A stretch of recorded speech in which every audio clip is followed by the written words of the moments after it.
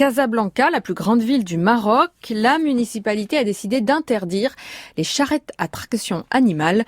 Autrement dit, on ne devrait bientôt plus voir les ânes, chevaux et mulets qui tiraient les étals des vendeurs de rue ou les chargements des chiffonniers.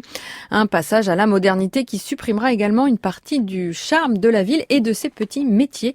La mairie de Casablanca dit travailler à la fois pour le bien-être animal et surtout contre l'anarchie routière. Le reportage à Casablanca de notre correspondant Cédric Ralfi. Ils étaient tolérés dans les quartiers périphériques. On les croisait parfois en centre-ville, tirant des charrettes de chiffonniers ou de vendeurs ambulants. Ânes, mulets et chevaux sont désormais interdits de circulation dans la capitale économique du Maroc. Amine et son cheval sont taxi-brousse dans les quartiers excentrés. J'ai entendu ça, je n'y peux rien. J'espère qu'ils vont nous aider.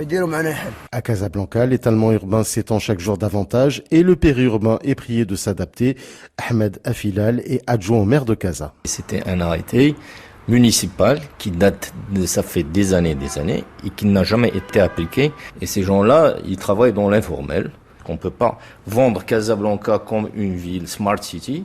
Et la réalité qu'on voit dans les rues ou dans les boulevards de Casa, c'est autre chose. Donc c'est pour ça qu'on a pris cette décision. Aziz et son âne ne comprennent pas ce concept de Smart City. 20 ans qu'il sillonne les rues avec ses fruits et légumes pour ce qu'il estime presque être une mission de service public.